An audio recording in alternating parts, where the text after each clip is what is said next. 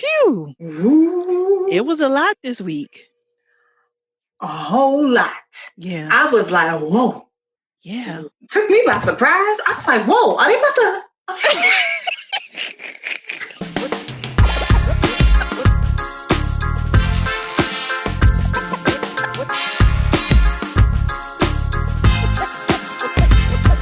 Welcome to the Therapy for Black Girls podcast, a weekly conversation about mental health, personal development, and all the small decisions we can make to become the best possible versions of ourselves. I'm your host, Dr. Joy Harden Bradford, a licensed psychologist in Atlanta, Georgia. For more information or to find a therapist in your area, visit our website at therapyforblackgirls.com. While I hope you love listening to and learning from the podcast, it is not meant to be a substitute for a relationship with a licensed mental health professional.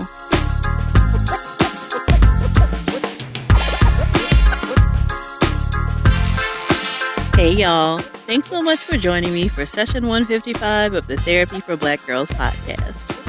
I want you to know that when y'all talk, I listen.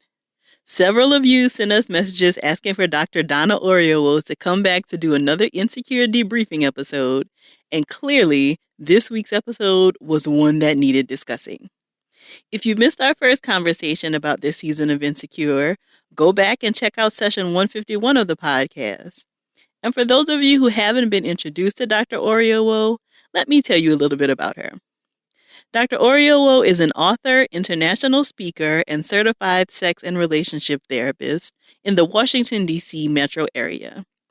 She's the owner of A Nod Right and specializes in working with Black women on issues related to colorism and texturism and its impact on mental and sexual health.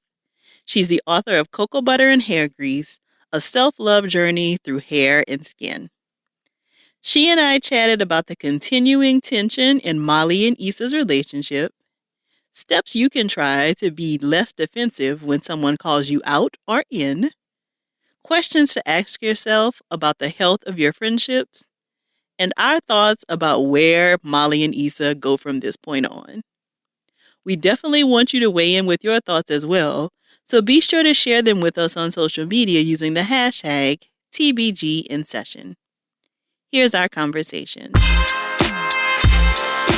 So they definitely gave us a lot. Phew. Ooh, It was a lot this week. a whole lot. Yeah. I was like, whoa. Yeah. Whoa. Took me by surprise. I was like, whoa, are they about to... So I definitely was taken by surprise also. So I think what happened is, well, first of all, like very early in the episode, we realized that the conversation that we saw in the beginning of the season happened even before the blow up. Yeah, I was like, oh. Yes. Okay, and I'll be honest, I was actually relieved because I was like, oh, okay, it's time for them to fix this season. So that's what you thought was going to happen.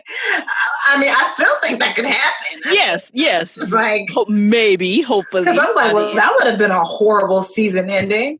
I just don't fuck with Molly no more. Like, what? Is she not coming back to the next season? Like, what's going to happen? Right. So we see that she's having this conversation with Nathan, presumably, after Molly has, said she's not going to help her try to find a new headliner for the block party. So we don't know necessarily how she and Nathan started talking again, although we did see last episode that he called and said, hey, I heard the block party is, coming along. Congratulations kind of thing. Yeah.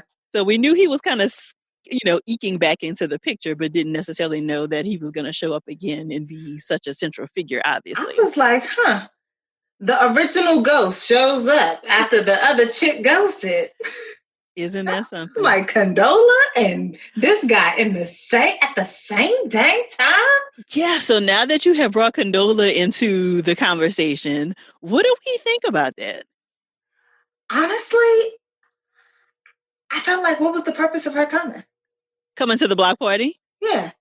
I was like, okay, so she's here, but she's we don't watch her do anything. It's not that she and Issa have like some real conversation. As a matter of fact, I'm just like, okay, so did you really just come here to be like, yeah, me and Lawrence broke up? Well, I feel like a part of her coming was to try to make sure she was salvaging her professional relationships, right? So it sounds like she was the one who brought Spotify on board and maybe some other people.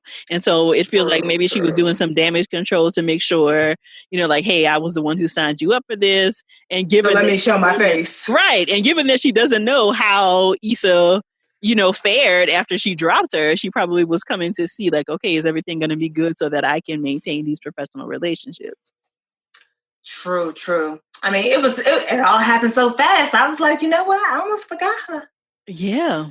So she just pops back up after ghosting Issa. Yeah, so like you said, kind of a continuation of the ghost. I mean, this kind of goes back to our previous conversation from a few episodes ago, just about the importance of having difficult conversations, even if you don't want to have them.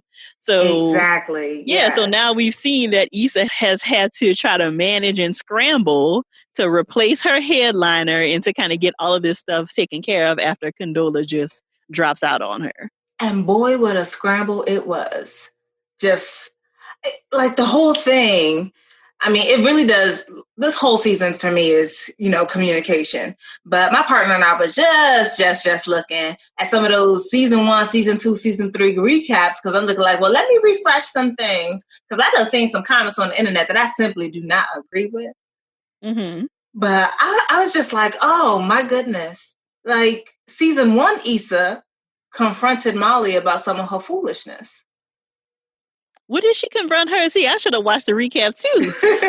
What did she confront her? Because I definitely have been seeing conversations around like, well, Issa hasn't been that great of a friend either.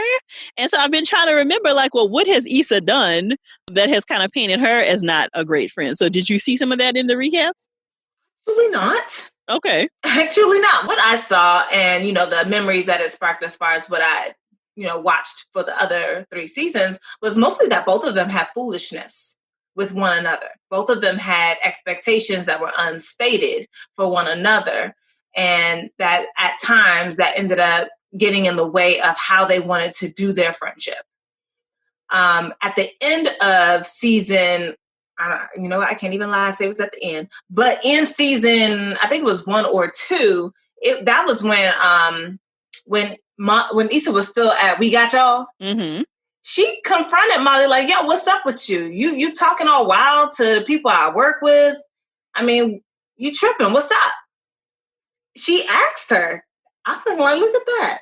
Not avoiding, actually wanting to have the conversation.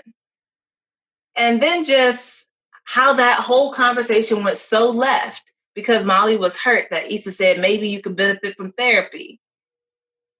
So that's when we saw that conversation. Mm-hmm. And and Issa reminded her like, the common denominator in all your messed up relationships is you. This one too thirsty. This one not thirsty enough. This one you're not educated the way you need him to be educated. Like the common denominator is you, sis. What are you going to do about that? Right. And even then that conversation really only came up because Molly was, deflecting. Mm-hmm. And she was not ready to be confronted on her poor behavior by Issa, and instead took it as an opportunity of, well, what about what you do? Mm-hmm. And I'm just like, that's that type of stuff that we do that very often when we're not ready to be confronted. We want to throw it back to something else that happened. And I was just like, well, all of these things, they coalesce. Like looking back from season 1, it makes sense exactly why they're here where they are in season 4. Because I'm just like, I'm astounded at both of them. So, I mean, I know that some people are taking sides. They're like, nah, Molly done messed up and da-da-da-da-da. I'm just like, you know what? Both of them messed up for real. But but beyond all that, I'm just like, neither one of them are seeing the growth in the other. So they are still treating each other like season 1 instead of season 4. So I want to go back to something you said, because I think that this could be helpful to kind of think through a little the idea of when we are challenged by someone. And I think for a lot of people, it comes from trying to protect yourself, and like your defensiveness gets raised as opposed to you really being able to hear what the other person said. A lot of what happens is someone will say, well, I don't like the way that you do XYZ, or it offends me, such and such. And then your immediate response is, well, you do ABC, as opposed to hearing what the other person said. And so it's not about the fact that you both might not have valid agreements. It's about the fact that now is not the time for you to talk about the thing that you had never put on the table, because now they have called you out on something. Exactly. Like, we never heard nothing about no toxic women until somebody said that men are toxic. I'm like, okay. Now that we talk about racism, we hear reverse racism. I'm looking like you had no problem. Your problem is with the fact that you got confronted on your nonsense in the first place. And now is the moment that you choose to have the conversation about the other things, which means that you're now going to be in a space where neither of you are being heard, period. Because you're choosing now, when someone is confronting you about the thing that is bothering them, to be like, well, you know, when you bothered me last week, Tuesday, you remember when you said, you remember, and it's just like, nah. I don't remember. What can we do instead? Because again, I think it is a very kind of like natural thing to go into defending yourself. So what can we do in those moments when maybe we are confronted or someone calls us out, hopefully with love, about our stuff? How can we not have that kind of split judgment reaction of defending ourselves and try to actually listen? I know for me, what I do, like the second that it bubbles up in me, I throw up the timeout sign for both of us. Usually people are really good about trying to call me out or call me in on my stuff while we're face to face or while we can see each other. So I'll call up a timeout and I'm just like, you know what? I'm in a space. I don't know if I'm in a space to really receive it right now. Can we talk about it later? And we will actually make a moment to talk about it later. Otherwise, I'm just like, I'm going to be silent. I try to warn them ahead of time. Like, I hear that you have something to tell me about myself, and I'm going to be silent. But the difference is between me and, I would say, other people is that I'm generally very open to people's feedback, even to a fault, because my partner is just like, yo, it's not every person's feedback that you gotta take. But when people have feedback for me, like there was a time where I did a speaking engagement and someone pulled me to the side after, and basically she was just like, you're militant, you're rude, white people are not going to hire you. And she was just like, I just want to give you feedback. You need to hear this feedback. So I gave her space to give me whatever feedback she felt was necessary. But just because someone gives you feedback doesn't mean it belongs to you either. So I took the feedback. And for me, when I take the feedback, I just work on remaining silent. And if I must, I take notes.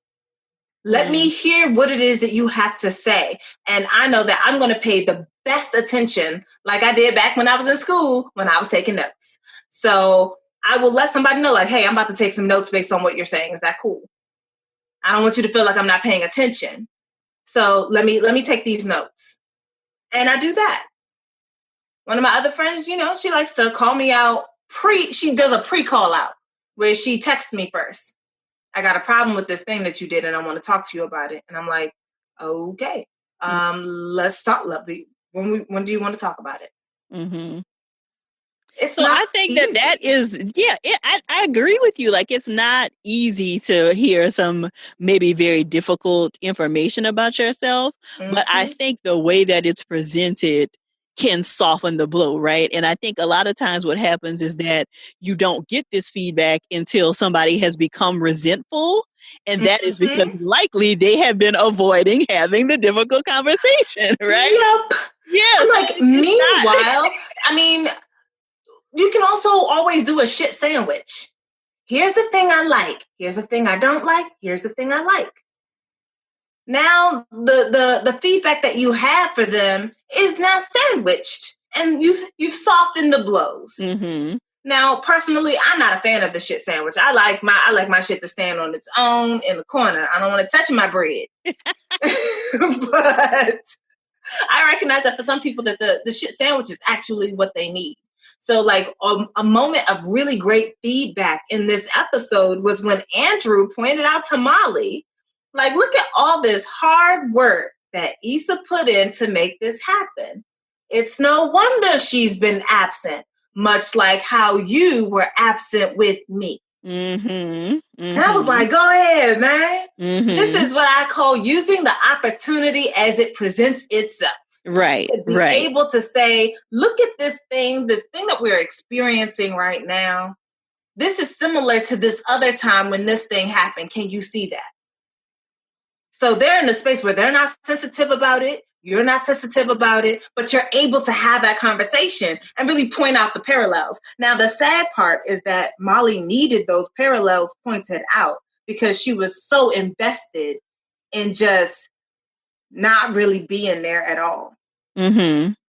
Yeah, and that's the thing I have been kind of trying to think through, like, what actually happened with them this season. So it feels started off wrong. Yeah, it feels like we went from 0 to 60 real quick, right? Like it feels like there wasn't a lot of buildup for like how we get to where we got to at the end of this episode.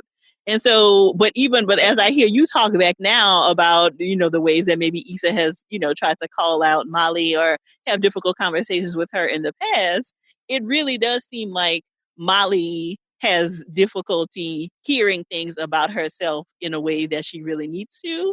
Yeah, I mean, let's remember that Thanksgiving episode. Yes, but it does seem like she can do that with Andrew. So I do find that interesting. I think that she's vested in doing it with Andrew because she, you remember, she was desperate for, probably not the right word, but it feels right. So I'm going to go with it. She was desperate for a relationship season 1. Mm-hmm. We saw her dating every time Dick and Harry that came her way. Right. Worthy of her time or not worthy of her time, whether or not she was going to make it work or not make it work.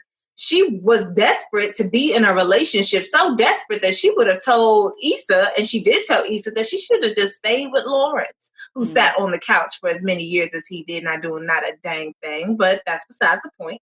The point here is that, she wanted a relationship any way that she could get it. And now that she's got a relationship, she's fighting tooth and nail to make sure that she keeps it, which is great.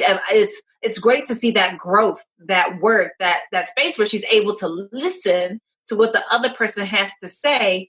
And yeah, maybe she initially gets defensive because we all do when somebody calls us out, whether or not we like them.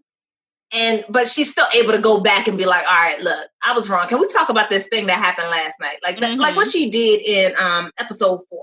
Mm-hmm. Like going back at the end of the episode, talking to Andrew, just like, look, I messed up. I didn't realize how badly, my own stuff was being reflected here. Mm-hmm. And I could really appreciate that she was willing to have that conversation.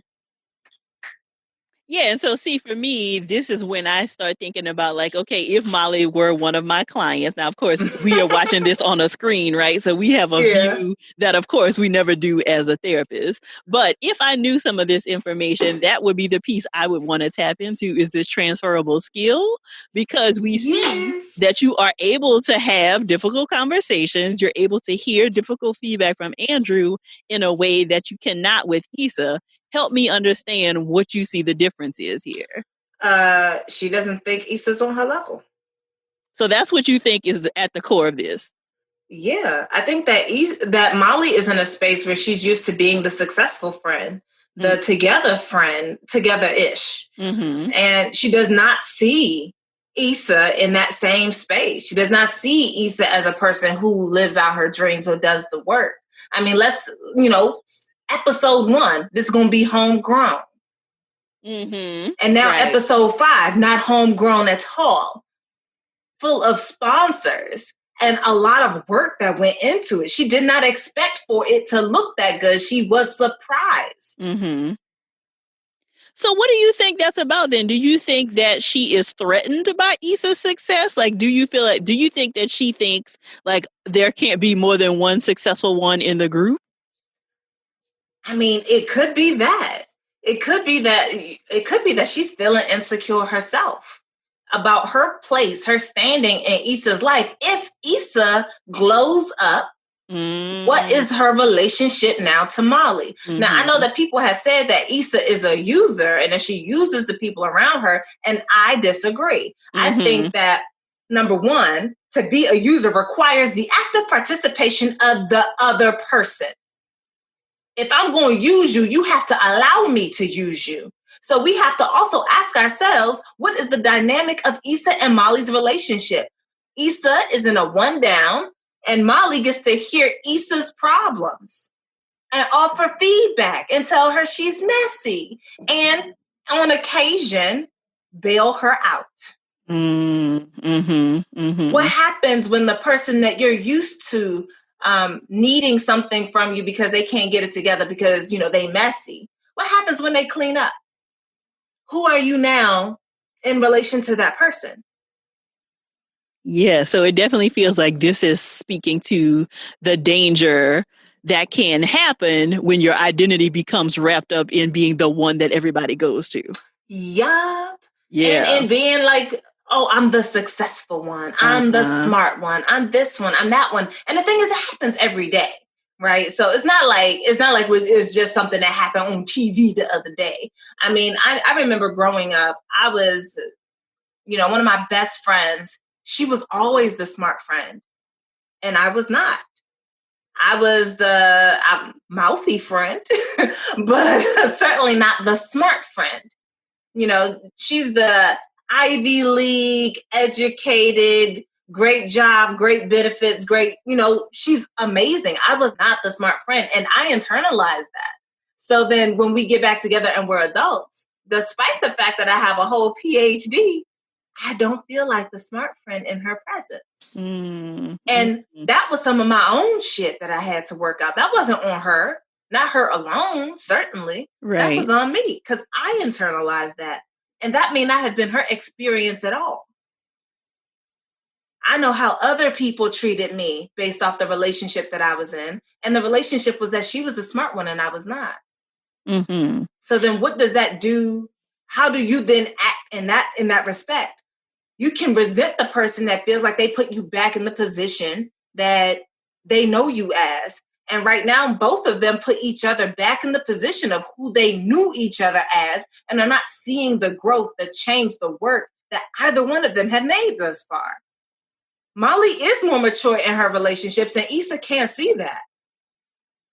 Is she? Oh, you're saying she is now. You're saying you're seeing that she has seen growth in her. I was about to say, I don't know if we would, because clearly there's no lack of maturity in this relationship here. You're saying that we've seen Molly grow and that she is more mature in relationships than she used to be.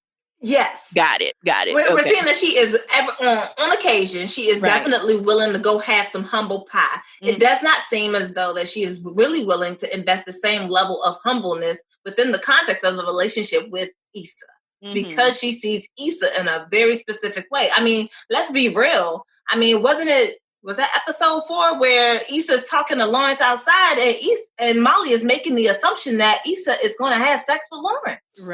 Right. She made an assumption about the type of block party that she was going to put on, about the behavior that she is engaging in now. She's acting as though Issa in season 4 is still having Issa season 1 and 2 behaviors. They're not being fair to each other. They're not seeing the growth. So I don't remember, and I don't know if they explored this fully in season 1. Do we really know the backstory of how Issa and Molly became friends? They were college friends. They were college friends. So this, I think, brings up... Okay, got it. This brings up, I think, another point of the idea of, do you continue in friendships just because they have some longevity? Right? Because I think, of course, when you're in college, you make friends with the people who live next door to you, to the people who you see in your major classes, like those kinds of things out of convenience. And it feels really okay because that's the space you are in your life. Exactly. And sometimes those relationships can transition with us throughout life and grow. And then sometimes they can't. Right? And so I wonder if that is a part of what's happening, is that they've been friends for so long that it feels like, okay, we just will continue in this friendship. But have they stopped to ask, like, do I really even still like this person? Like, is this something that even feels like a good fit? Exactly. And the thing is, I'm definitely a person that believes that any relationship you want to keep, you can keep, as long as all people involved in that relationship are also invested in keeping it. But to do that, that requires you to grow, to know yourself, to fall in. But it also requires them to be falling in as well. When one person starts to grow, change, and do different things, it can greatly impact everybody else in that friendship situation, because now it's like, well, dang, I sort of outgrew you. How do I grow with you? Does the other person even have a willingness to do that with you? Are they really willing to rock with you?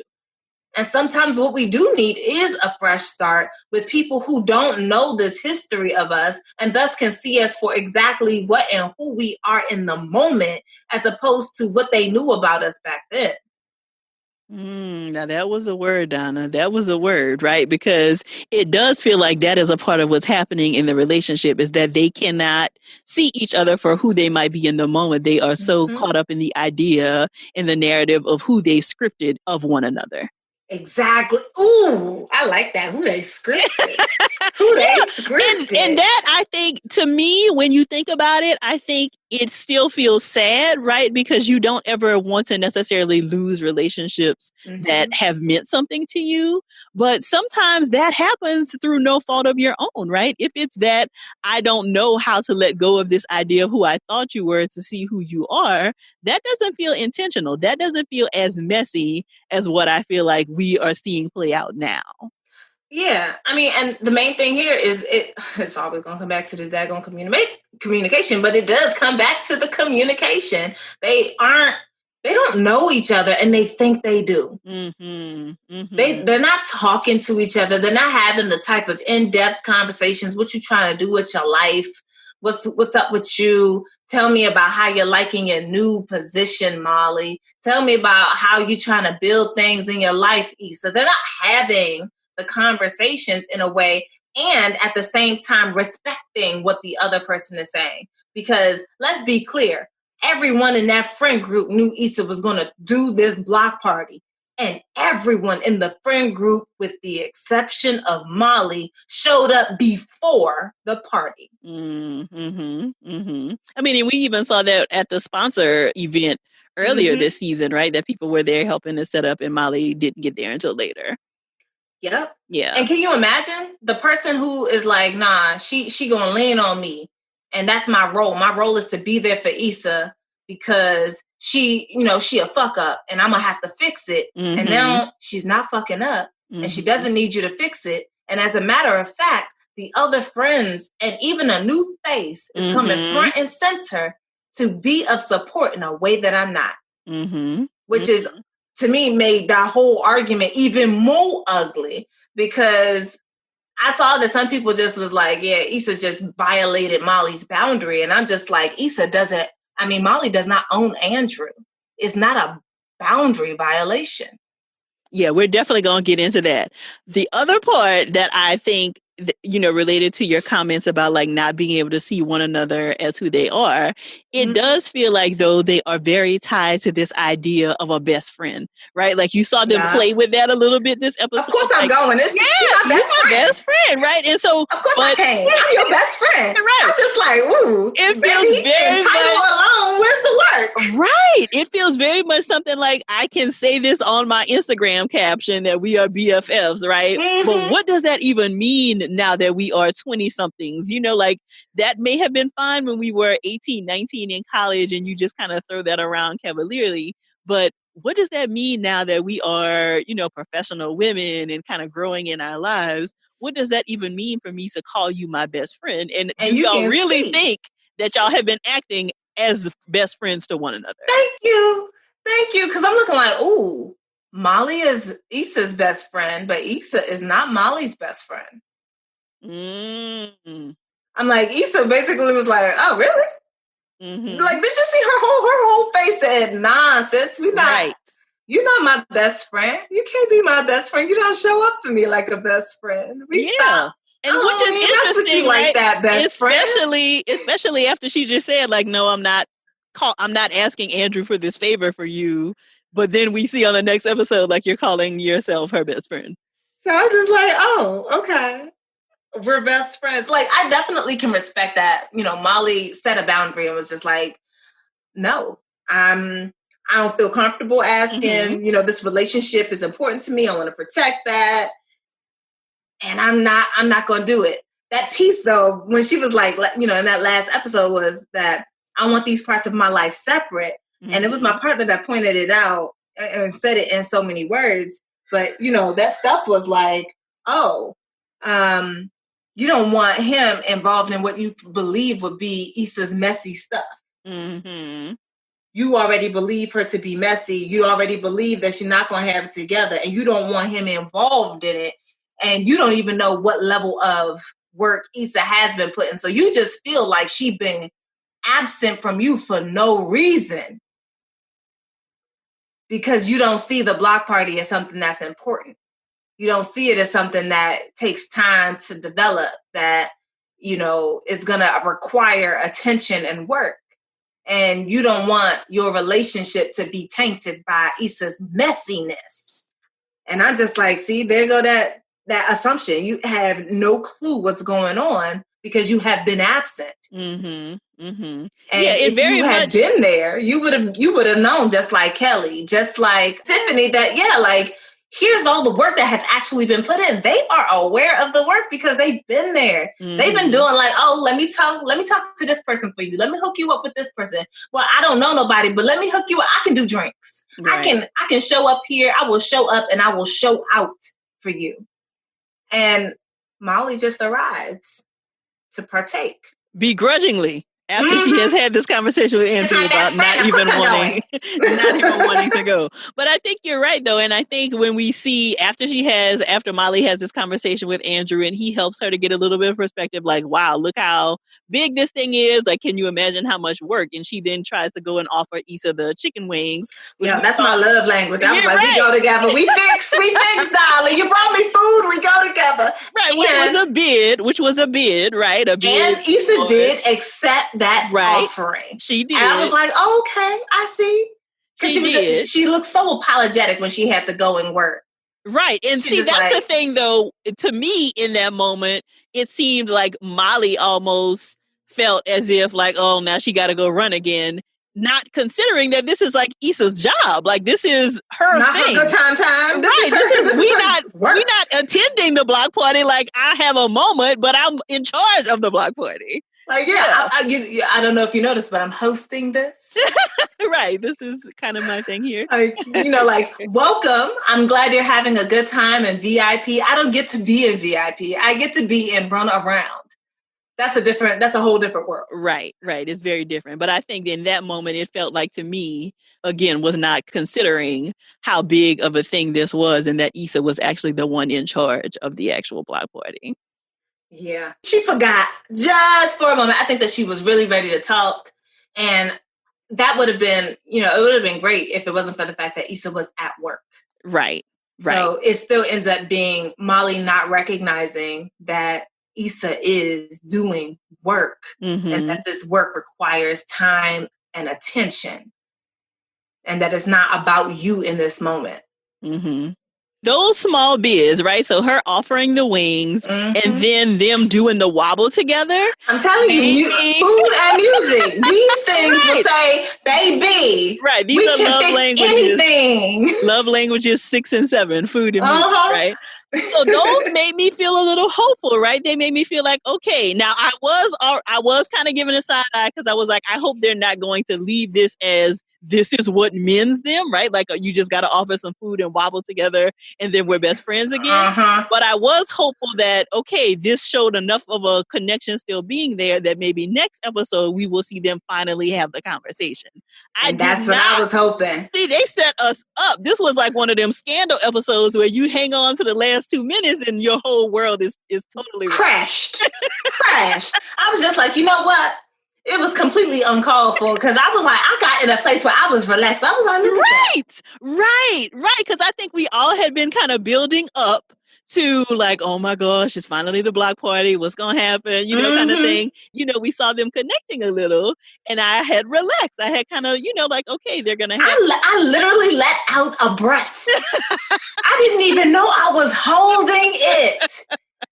And when the thing went sideways, I was like, wait, what happened? Wait. Yes, I legit teared up, Donna. I legit teared up because I think I was just so taken off guard by it. So I wasn't expecting it. And the things that they said to one another were so hurtful. Horrible. Oh my gosh, so hurtful. You forgot you were actually watching the things that you do when you're trying to eviscerate someone. Oh, man. The words that you use when you are purposefully trying to be hurtful and harmful.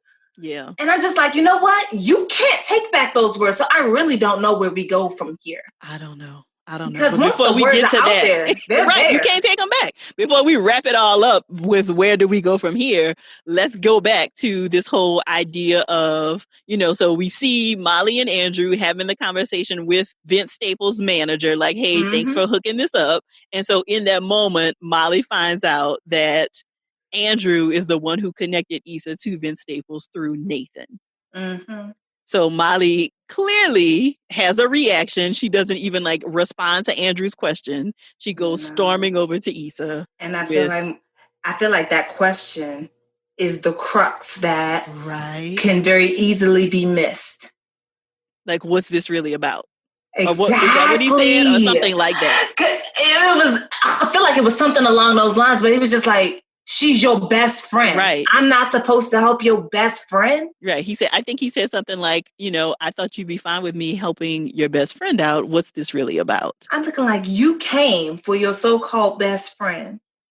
You said it grudgingly at home, and then you said it again when you got there, but you the best friend and wouldn't want her to be supported.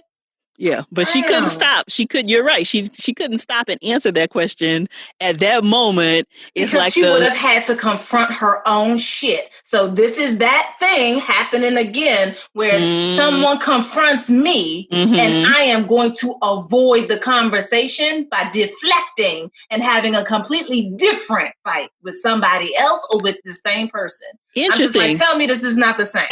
Well, that's a great perspective you have there. Because see, I think she was already so heated, she probably didn't even hear Andrew ask that question. I mean, of course, she heard him, but she had already made it up in her mind that Issa has respected a boundary that I felt like I was firm in setting, and so now I gotta go off. She was not firm in setting it.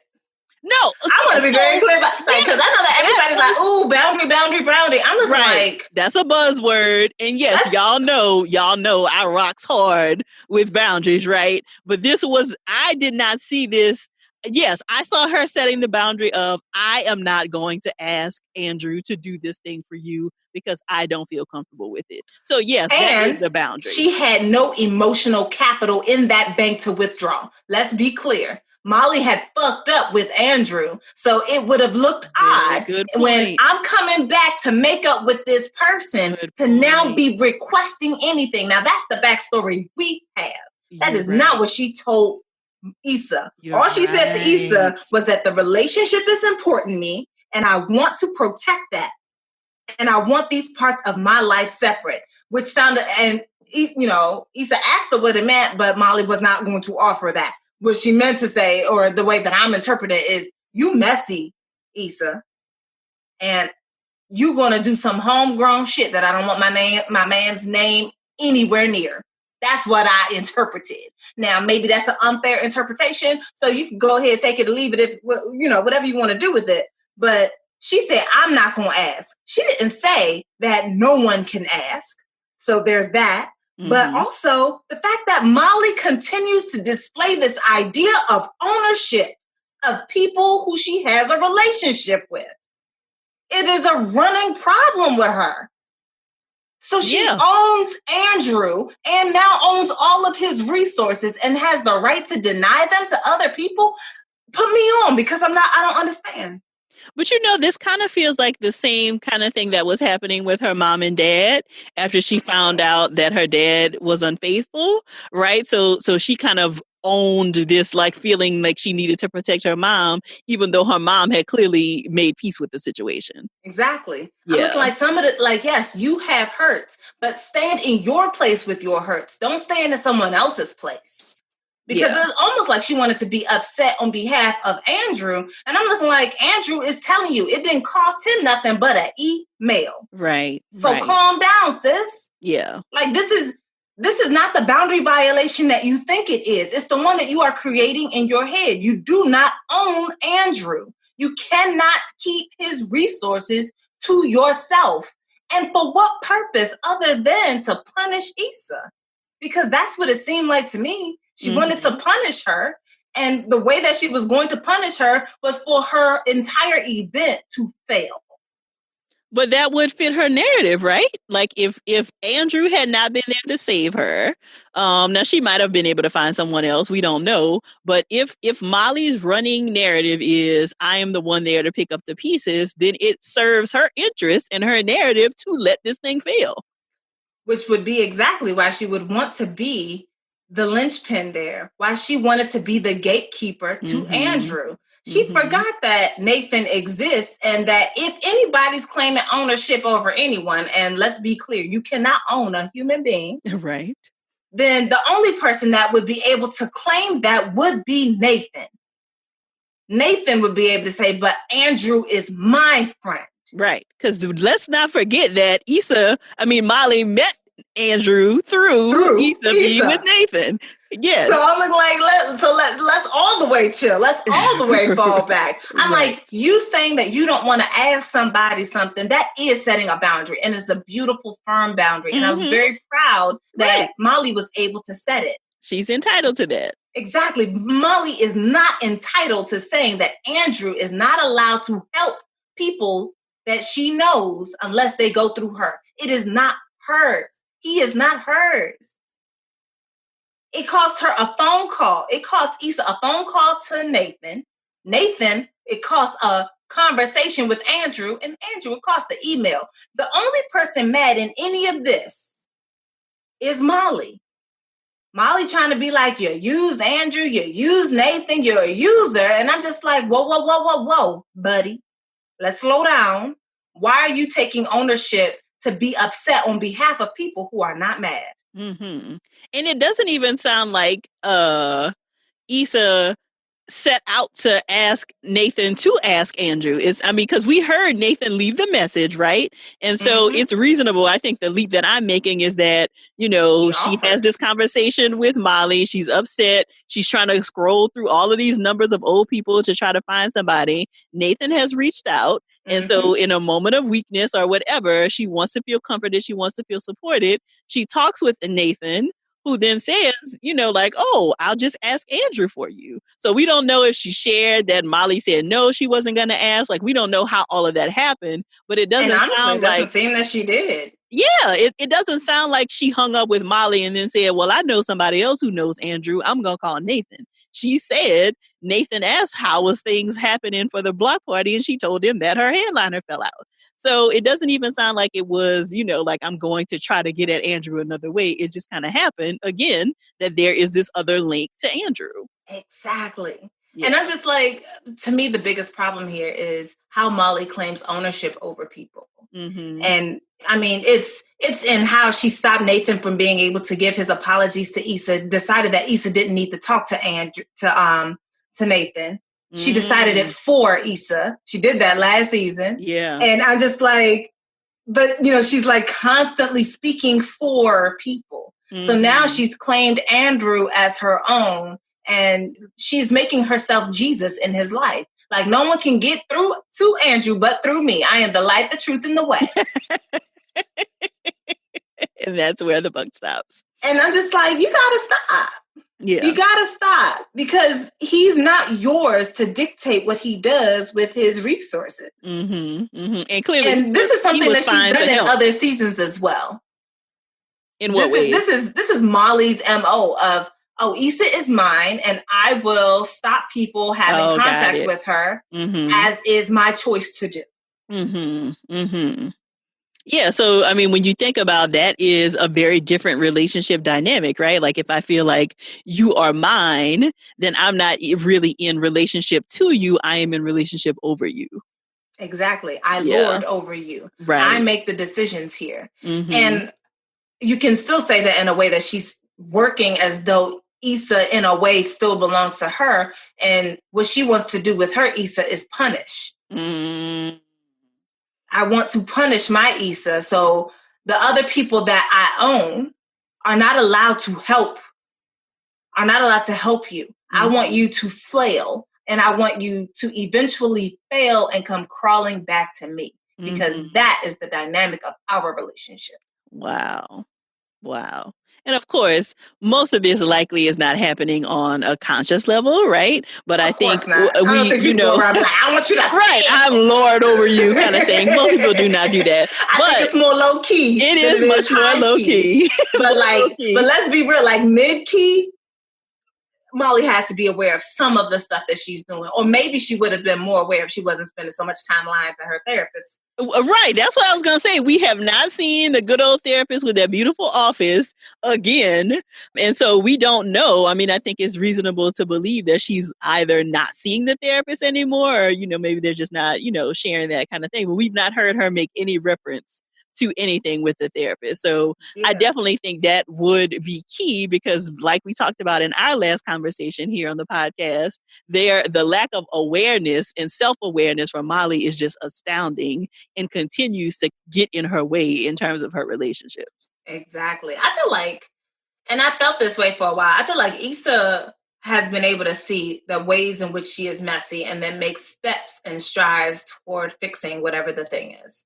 Right. And I'm not saying that she is always successful. I'm saying that she is generally more aware. I think that Molly sees herself in a certain light in the same way that she sees Issa in a certain light, and thus is unable to see anything else. She does not see her blind spots. So this gets me into thinking about Johari's window. So the idea is that there are these 4 panes. So you have your public self, your private self, your blind self, and your undiscovered self. And I think that Molly is most acquainted with her public self. She knows how to put on airs. Yeah. She keeps whatever pieces of her messiness to herself, but she keeps them very small because she never wants them to speak for her. But she has glaring blind spots that she is so unaware of that impact how other people get to experience her. And I'm not saying that she's not an awesome person to be around, but I am saying that she's got a lot of work to do. I mean, looking back, like she thought that the white law firm that she worked at was a problem, and then got to the black law firm and had similar problems. Who is the common denominator here? Yeah. And I feel like that's a part of the work that a lot of us have to do, right? Like, I think there becomes a point at which in your adult life, maybe young adult life, maybe a little later adult life, like you do have to wrestle with those ideas of like, who am I, to myself? Who do other people see? And what's the part of me that I really don't want people to see? Because that's usually where the work is, right? And it's not always pretty. Wherever you have shame, that is where you have work. That is where it is. And so I think that is the part that we haven't seen Molly do either with her therapist or alone. Yeah. And I feel like Molly has done a great job of calling Issa out on the things that Issa knows herself to be shameful for. She's good at calling people out. And I'm like, that's great. I think that everyone needs a friend that will see clearly. But that friend also has to be willing to grow with you and see you for where you are and have the gift of timing.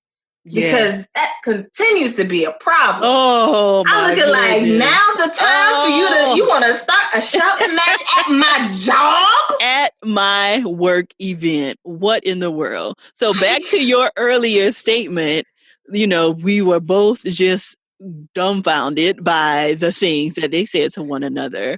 So where do you think they could even possibly go from here? I mean, if an apology is not on the table, then that friendship is not either. Clearly.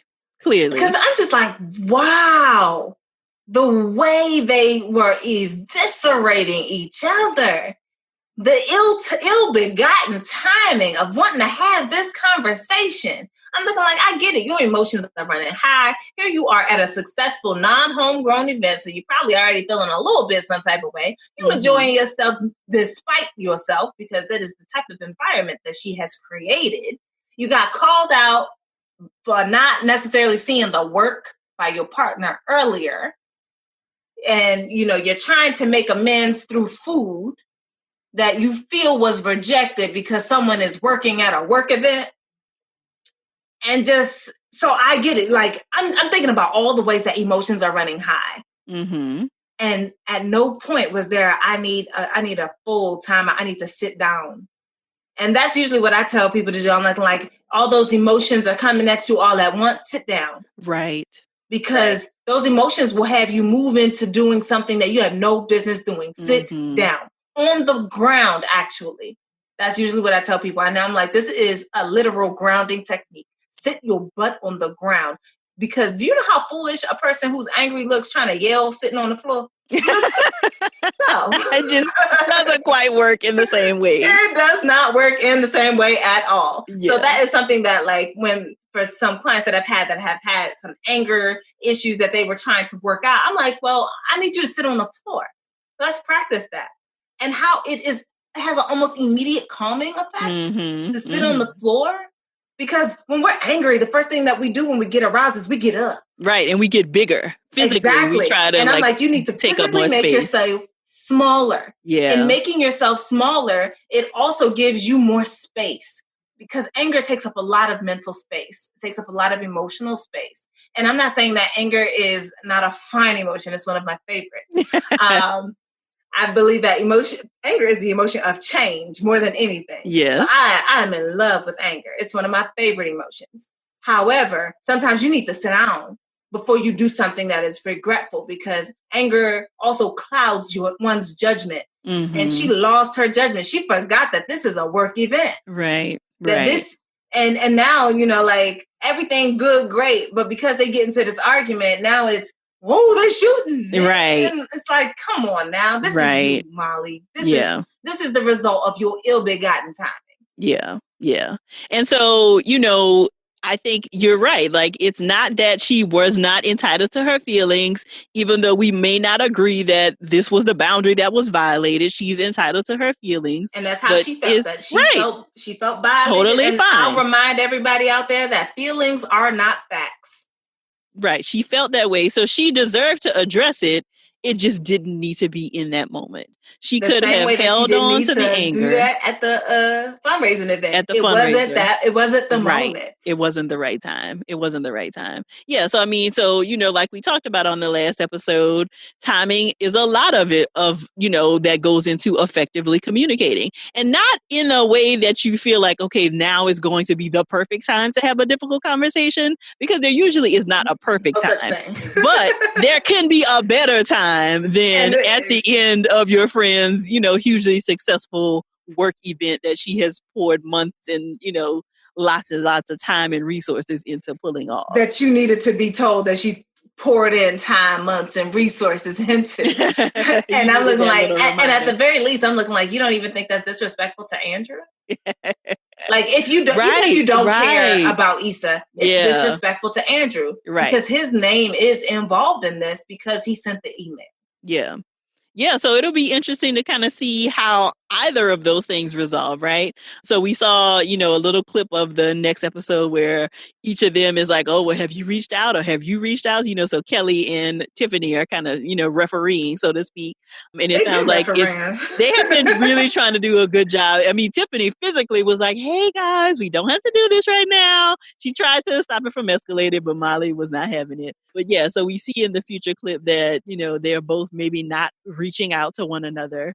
So it will be interesting to kind of see who makes that first step, like at what point do they even try to have a conversation? If that happens, we don't even know. So it'll be interesting to see how the rest of the season unfolds.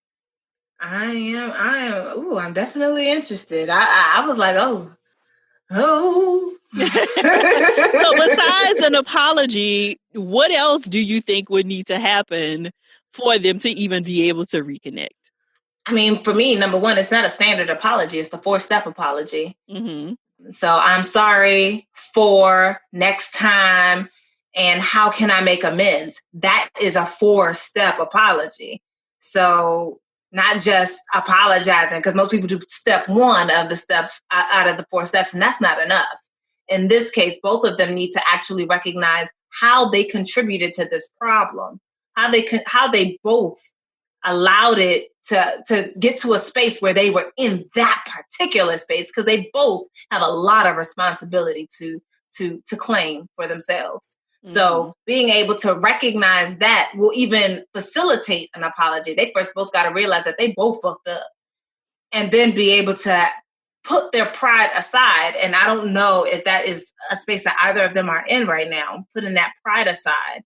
I think that Issa is well versed in putting her pride aside because she fucks up a lot, right? So that may be easier for her. But for someone who believes themselves to mostly be right, it can be very hard to admit when you're wrong. Yeah. So they're going to have to put the pride aside and come together and have a conversation that looks a lot like, I'm sorry, here's what I'm sorry for. This is what I can do next time to make sure that this thing does not repeat itself. And I would like to make amends. How can I do that with you? And that is just one part of the conversation, right? Because the other part is the conversation that they still had never had, which is what is even happening in this relationship dynamic. So there is the conversation around the apology, and then a conversation about like, yo, what happened here? Do we even want to continue in this friendship? Exactly. And to me, I'm just like, that. This is why I created that relationship goals guide. Yes. Because you have to evaluate what it is that you're wanting, so that when you do come together, you already have it laid out and you can have that conversation. It's hard to have it if you don't know what it is that you want, or if you don't recognize what it is that you've lost. So it's still for free. It's still on my Instagram page, so people can still get it. But, like taking that time to just be like, okay, this is where we were. This is how we connected in the first place. Okay, this is where we are now. What do I want? What do I need and what do I want? And do I think it can be provided in this relationship? Because even if they do come to a space where they're able to apologize, it does not mean that they have to be friends. I think that the apologies are owed and that they should pay what they owe. They both owe an apology to one another. But it doesn't mean that just because you apologize that now y'all got to be cool. It doesn't mean that now you got to be friends. That's still a discussion that they have to have about whether or not that's even the direction they want to go in. Right, because like we talked about, even before this big blow up, it looked like there needed to be a conversation about whether this is a relationship that we both really want to do the work to continue. Like, do we even really still like each other? Yeah. Yeah. And sometimes it's not even like, do we even still like each other? Because we can still like and adore and love each other and still not be in the space to be in one another's lives as an active participant. The work piece. And it is okay to move into that space where it's like, all right, I love you. I still want what's best for you. I just don't want to be actively here to see it happen or to make it happen. I can't be in that space with you. It is okay to be there, to love somebody from a distance. From a distance. It has to be that way sometimes, as difficult as it really, really can be. Yeah. Sometimes that's what has to happen. Sometimes the roads that we're on, they diverge from one another. Right. Maybe you will intersect again. Maybe one day you will run. Maybe you're going to run parallel for a while. And maybe one day you come back together and you share the highway together. But until that time, you got to turn left and they got to turn right. If you come back together, awesome. And if you don't, enjoy your journey. Well, we will wrap up on that note. So I anticipate that we will likely come together at least one more time for the season finale as we kind of continue to see where this thing winds up at the end of the season. So you've already both excited and scared. So you mentioned your relationship goals. So we will share the link for that. So anybody who wants the worksheet that Dr. Oriowo has brilliantly crafted, then we will definitely have that in the show notes. Are there other resources or things that you have available that you want to share? But there are a couple things that, like, if you're ready to have the conversation with people in your life, there is an I statement sheet that I think is just superb. If you put in I statement in Google and put in therapist aid, it's a free website with free resources, but the I statement sheet specifically is pretty dope. And it really does help you to have that conversation. I might have already put it in the relationship goals guide. I don't know. But there's that. There's I'm over here trying to look at my take a little sneak peek at my my bookshelf. But like anything that you can get your hands on about communication, specifically, I think that a lot of the communication that we have is really based on ourselves. So being able to identify what your communication style is. There are, for attachment styles, but your communication style can also be very much attached to that. So taking the time to go and look up and look into that so that you can also have some conversations as are definitely going to be needed. And these are, I think that's another free resource that I'm talking about. So okay. I'm gonna see. I'm gonna try to get all the things, and I have decided that I'm definitely writing the next book. It is probably going to be a little bit of a workbook. Definitely going to be a little expensive. Definitely going to be around communication. It's going to be called "Say It With Your Inner Asshole," as you shared with us on the last episode. I love it. So we will definitely. So I'm committed to writing this book. So I love how you come to the podcast to give us breaking news on all of the books. It was the podcast originally where you told us that cocoa butter and hair grease was coming. So now you held me to it. Another exclusive that we are having Say It With Your Inner Asshole forthcoming, and we will be sure to share that with everybody. And I can't wait till you write a book. Oh, okay. We're gonna cut that. We're gonna cut that from the tape. So tell everybody where they can find you on social. They can find me at Anodright. That's my first name backwards. ANNODRIGHT on Instagram and Facebook. And on Twitter, you can find me at Dr. Donna Oriowo. Perfect. Well, thank you for joining us again. And thank you for having me. Be sure to have all this in the show notes for anybody who wants to connect and check out all those incredible resources. All right, now. Hopefully don't give us some heart palpitations in moving forward episodes. We will keep our fingers crossed. I'm so glad Dr. Oriowo was able to join us yet again this week. Don't forget to check out the show notes from this episode at therapyforblackgirls.com/session155 to grab your copy of her relationship goals worksheet or to grab your copy of her book, Cocoa Butter and Hair Grease. And don't forget to share your takeaways with us from the episode on social media using the hashtag TBGInSession. And please share this episode with all of the other Insecure fans in your life. If you're looking for a virtual therapist in your state, check out our therapist directory at therapyforblackgirls.com/directory. And if you want to continue digging into this topic and connect with some other sisters in your area, come on over and join us in the Yellow Couch Collective, where we take a deeper dive from the topics from the podcast and just about everything else. You can join us at therapyforblackgirls.com/YCC. Thank y'all so much for joining me again this week. I look forward to continuing this conversation with you all real soon. Take good care.